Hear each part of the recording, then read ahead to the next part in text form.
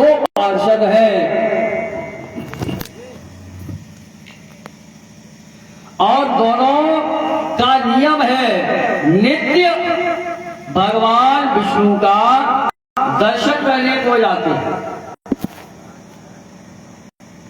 नित्य भगवान का दर्शन करने जाते हैं। बैकुंठ में पहुंचे पहली डोली पर, डोली माने दरवाजा। बैकुंठ के 7 दरवाजे हैं। पहली डोली पर जब पहुंचे तो द्वारपालों ने मन में विचार किया कि भगवान का दर्शन करने रोज आते हैं, जाने दे क्यों वो। परीक्षित जी महाराज, आप आश्रम पर आते हैं, रोज आते हो, कोई नहीं रोकता है? तो द्वारपाल विचार करते हैं, जब रोज भगवान का दर्शन करने आते हैं, क्यों रोकें, जाने दो। दूसरी डोली पर जब पहुंचे हैं तो उन्होंने विचार किया कि जब पहली डोली पर जो द्वारपाल थे उन्होंने नहीं रोका तो बोला हम क्या रोकें, जाने दो। इस तरह धीमे धीमे 6 डोली पार कर गए। कितने?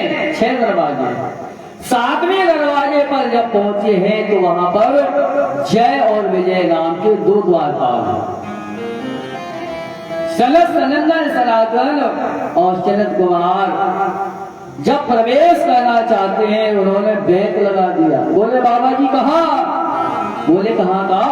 हम तो भगवान का दर्शन करने जा रहे हैं। बोले जा रहे हो लेकिन आज नहीं जाओगे। क्यों? आज जब तक भगवान की आज्ञा नहीं होगी तब तक आप अंदर प्रवेश नहीं कर पाओगे। बोले जय और विजय एक बात बताओ, हम पहली बार तो आए नहीं, हमेशा जब मन करता है तब हम चले जाते हैं। और आज से पहले तुमने हमें कभी रोका भी नहीं, तो भला आज भगवत दर्शन में बाधा कहां उपस्थित कर रहे हो? बोले देखो ऋषिवर, आज तक आप आते रहे हो ठीक है, लेकिन आज जब तक भगवान की आज्ञा नहीं होगी तब तक आप अंदर प्रवेश नहीं करेंगे। बोले ये बताओ जय विजय, तुम कहाँ रहते हो? बैकुंठ में। भगवान नारायण के सानिध्य में रहते हो, लेकिन तुम्हारा आज स्वभाव कैसा? आसुरी स्वभाव हो गया है, जो हमें भगवान के दर्शन में आज बाधा उपस्थित कर रहे हो। ये नहीं होना चाहिए। बोले देखो जो कहना है कह लो ऋषिवर, लेकिन जब तक भगवान नारायण की आज्ञा नहीं होगी तब तक हम तुम्हें अंदर प्रवेश नहीं करने देंगे। बोले आज तुम भगवत दर्शन में बाधा उपस्थित कर रहे हो, तुम्हारा स्वभाव आसुरी हो गया है और हम तुम्हें श्राप देते हैं, तत्क्षण तुम्हारा यह शरीर छूटे और भूमंडल पर वास करो। क्यों? तुम बैकुंठ में रहने के योग्य नहीं हो। इधर भगवान नारायण बैठे थे अपने सिंहासन पर, उन्होंने देखा कि दरवाजे पर मालूम पड़ता है कोई बात हो गई है। बप्पू भैया आप अंदर हो और दरवाजे पर पंचायत लगी हो, तो आप आई मालूम पड़ता दरवाजे कुछ कहा सुनी हो गई, मालूम पड़ हो गई आज। तो भगवान विष्णु ने विचार किया चलो देखें क्या बात है। तो भगवान विष्णु चले आ रहे हैं। इधर सनत कुमारों ने देखा कि भगवान नारायण आ रहे हैं, तो भगवान विष्णु पास में आए और इधर संतों ने देखा कि भगवान नारायण आ रहे हैं। संत भगवान के चरणों में वंदन करते हैं और भगवान उन संतों के चरणों में वंदन करते हैं। मोले भगवान परस पर नवहि पचल अगोचर शोभ अनुभवहि।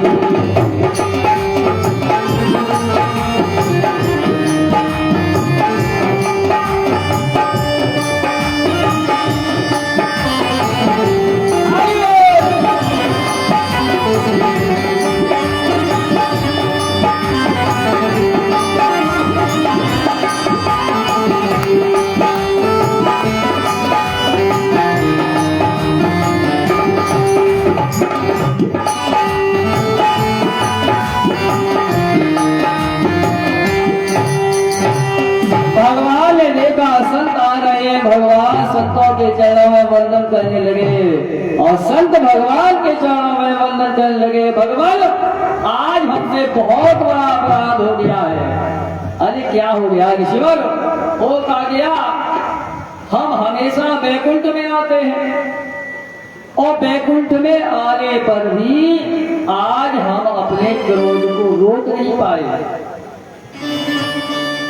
और क्रोध में आकर हमने आपके दो द्वारपाल जय और विजय ये खड़ी हैं, इनको हमने आशीष राम होने के कारण श्राप दे दिया है, आप हमें क्षमा करें। तो भगवान कहने लगे ऋषियों ये आपने श्राप नहीं दिया बापू भैया, ये तुमने श्राप नहीं दिया है, इन्हें जो श्राप मिला है वो हमारी आज्ञा से मिला। कोई प्राणी मेरे बिना आज्ञा से कोई काम नहीं कर, पत्ता भी नहीं हिलेगा और जब पत्ता नहीं हिल सकता है तो तुम श्राप दे कैसे सकते हो? एक बात की बात, हमारे पास मिलने को कौन आ रही थी? हमारी पत्नी लक्ष्मी, और जब लक्ष्मी आ रही थी तो जय और विजय ने उन्हें अंदर आने से मना कर दिया था। अरे भाई हमारी पत्नी आ रही है, लक्ष्मी आ रही है, जब उन्हें रोक दिया तुम्हें क्यों नहीं रोक सकते? लेकिन उस समय हमने इन्हें सजा देना अच्छा नहीं समझा। क्यों? अगर उस समय इन्हें हम श्राप देते या कोई दंड देते तो सारा संसार क्या कहता कि पत्नी को आने नहीं दिया इसलिए भगवान ने श्राप दे दिया या इन्हें सजा दे दी है। तो ये पहले से ही श्रापित है। ये जो भी हुआ है हमारी इच्छा से हुआ है। अतः उसी समय जय और विजय की आत्मा शरीर का त्याग करके भूमंडल पर विचरण करने लगी। सुखदेव जी महाराज कहते राजा परीक्षित एक बात की बात, सायंकालीन वेला में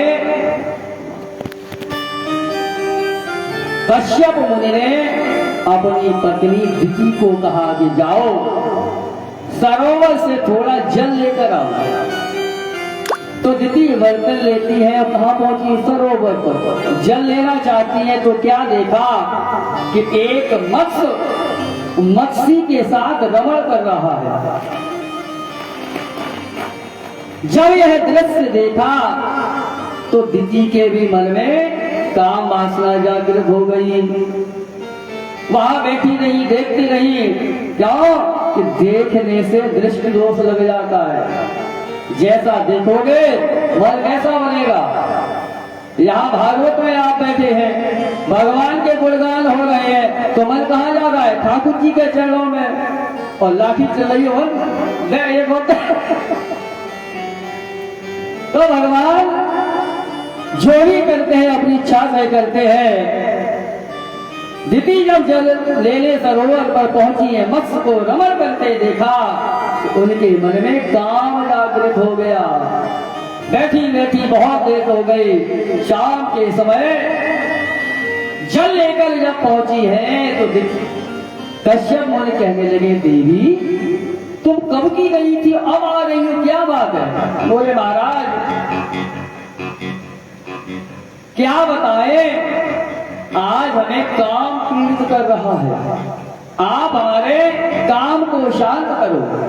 तो महाराज कश्यप कहने लगे देखो देवी इस समय संध्या वेला है और इस समय भगवान भूतनाथ अपने गणों के साथ पृथ्वी पर भ्रमण करते हैं और जो सांसारिकता में निमग्न रहता है उसे भोलेनाथ दंड दिया करते हैं।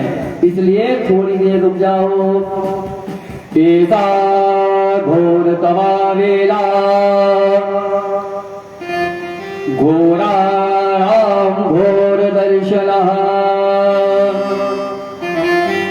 चरन्ते यस्याम भूतान्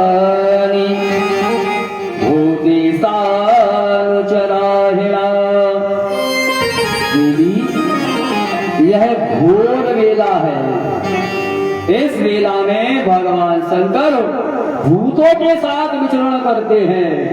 थोड़ा रुको, तो शाम के समय 4 काम वर्जित बताए गए हैं। कौन से? चत्वारमानि कर्माणि संध्यायां परवर्जयेत् आहारमैथुनं निद्रां स्वाध्यायं च विशेषतः। कितने काम? 4 काम वर्जित है। एक तो शाम के समय भोजन नहीं करना चाहिए। जिस समय सूर्य अस्त हो रहा हो भोजन नहीं करना चाहिए। दूसरा, सांसारिकता में निमग्न नहीं रहना चाहिए। तीसरा है संध्या कालीन बेला में सोना नहीं चाहिए। और चौथा है पढ़ना नहीं चाहिए, विद्याध्ययन नहीं करना चाहिए। इसलिए देवी आप एक मुहूर्त रुक जाओ, उसके बाद हम आपके काम को जरूर शांत करेंगे। लेकिन दिति के मन में आया नहीं अभी, और उनका वस्त्र पकड़ लिया। तो जो वस्त्र पकड़ा है तो महाराज कश्यप मुनि विवश हो जाते हैं। जब कश्यप मुनि ने भोगोपरांत आचमन किया है, और उसी समय भूमंडल पर विचरण कर रहे थे कौन? जय और विजय की आत्मा। तो दिति के गर्भ में प्रवेश कर जाती है। जब महाराज ने आचमन किया तो उस समय दिति बहुत लज्जित हुई। बोली, भगवान आज हमसे बहुत बड़ा अपराध हो गया है, आप हमें क्षमा करें। कश्यप मुनि कहने लगे, अरे दुर्भागे, संध्या के समय जो तूने गर्भ धारण किया है, इससे संसार को दुख देने वाले तेरे पुत्रों को श्री नारायण के द्वारा मरना पड़ेगा। और देवी तुम्हें जो पश्चाताप हो रहा है, पश्चाताप हुआ है, तो तुम्हारे ज्येष्ठ पुत्र के द्वारा एक पुत्र ऐसा पैदा होगा जो हमारी और तुम्हारी ध्वजा पताका को सारे संसार में लहराएगा। कौन हुए थे? भक्त प्रहलाद। ये आगे कथा आएगी जब बताएंगे। बोलिए गोविंद भगवान की, राम भद्र भगवान की। 2 बार प्रभु का नाम, उसके उपरांत आगे की कथा श्रवण करें।